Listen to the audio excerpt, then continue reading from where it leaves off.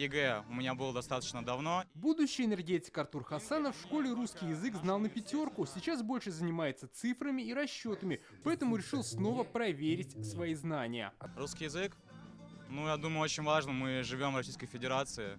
Все-таки это государственный язык, и знать его на хорошем уровне нужно. Ведь с плохим знанием русского языка вас банально на хорошую работу не возьмут. Для тотального диктанта в Национальной библиотеке республики высадился целый десант представителей студенческих трудовых отрядов. Ежегодно более 200 человек мы собираемся на площадке тотального диктанта и с удовольствием пишем диктанты. И у нас всегда, да, на наш взгляд, очень крутые диктующие. Все нормально, темп нормальный, все успевают? Всем слышно, все хорошо. Читаем следующее предложение, и мы напишем его с красной строки. Студентам текст диктанта читал председатель Союза журналистов республики, генеральный директор телерадиокомпании «Новый век» Ильшат Аминов. Текст достаточно простой, но есть прямые обороты, достаточно простой, но есть там такие тайные, заложенные такие места, где нужно иметь знания. Русский язык – это универсальный для нас, могучий, очень богатый, который позволяет нам и жить, и работать, и добиваться успеха в жизни. Язык – это носитель культуры. Если ты не знаешь родную культуру, ты непонятно кто и непонятно зачем живешь на этой земле.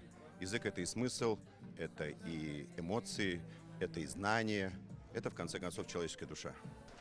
Путешественник, ученый, писатель Владимир Арсеньев оставил огромное наследие. Автором диктанта в этом году стал писатель-журналист Дальнего Востока Василий Авченко. Свой текст он посвятил путешественнику, писателю и исследователю Владимиру Арсеньеву. По традиции текст диктанта разбит на 4 части для дальневосточных, центральных, западных регионов страны и жителей за границей. Так что списать у тех, кто писал раньше, не получится. Для того, чтобы хорошо писать диктанты, важно, во-первых, много читать. Это тренирует нашу насмотренность. Русский язык.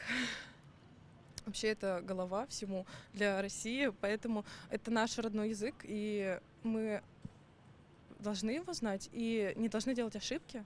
По-настоящему освоенным становится только то, что переплавлено в художественные образы.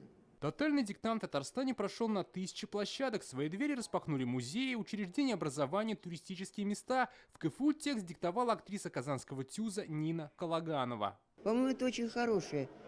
Это вот сказать миссия, что ли, даже. Наверное, скорее всего, миссия. Я с удовольствием принимаю участие вот в этом проекте уже, наверное, 5-й или 6-й раз.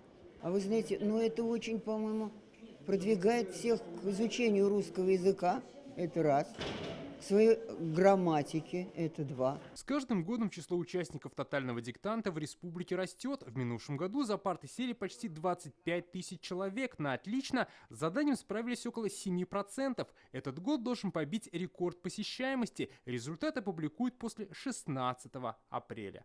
Дмитрий Аяринин, Игорь Романов, Данил Филатов, ТНВ, Казань.